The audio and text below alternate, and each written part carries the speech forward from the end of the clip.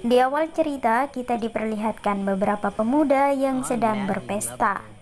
Kita sebut saja keempat pemuda-pemudi tersebut, laki-laki bernama Axel dan Marco, perempuan bernama Iora dan Gio. Setelah selesai berpesta, mereka pun pergi mengendarai mobil.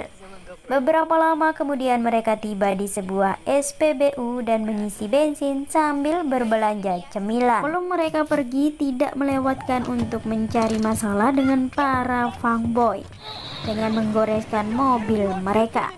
Sebut saja namanya Gali dan Juna. Mereka tidak terima mobilnya dicoret, mereka pun mengejarnya. Namun karena ugal-ugalan, Gali dan Juna menabrak mobil yang berhenti di jalan. Gali pun keluar untuk meminta maaf, namun malah dihajar hingga tewas.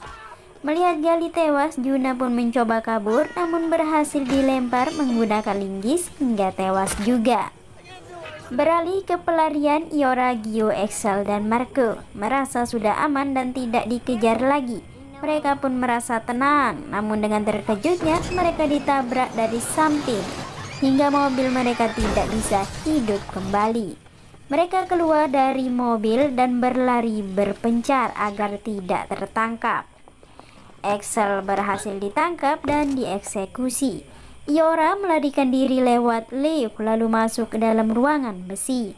Sementara Gio tertangkap akan kopet dan dimakan hidup-hidup sama seperti Axel.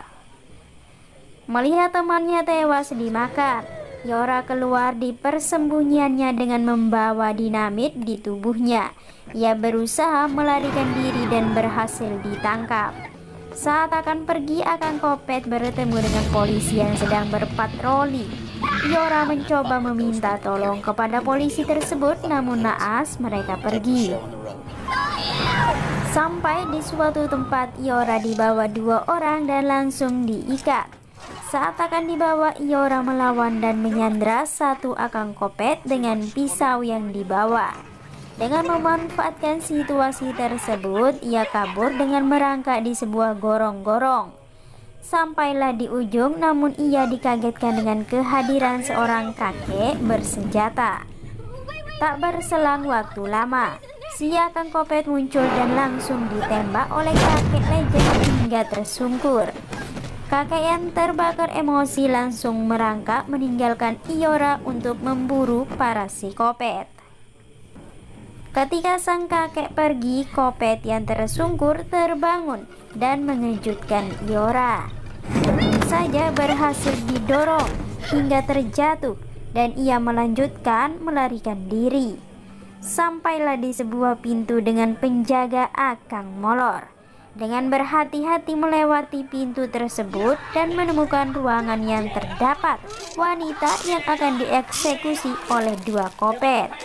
Melihat kopet pergi, ia pun menolong wanita tersebut. Saat akan kabur, wanita tersebut malah menghampiri para kopet dan wanita tersebut kembali ditangkap.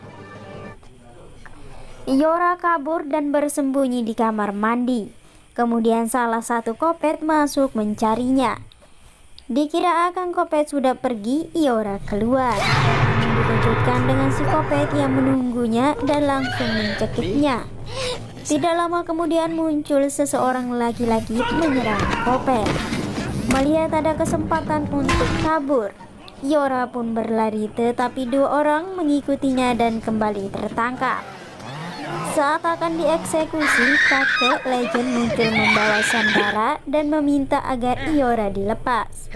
Akhirnya Iora pun dilepaskan, namun kakek menjadi santapan manusia monster hingga tewas. Iora yang melarikan diri berhasil keluar dengan melompati jendela dan bersembunyi di mobil polisi.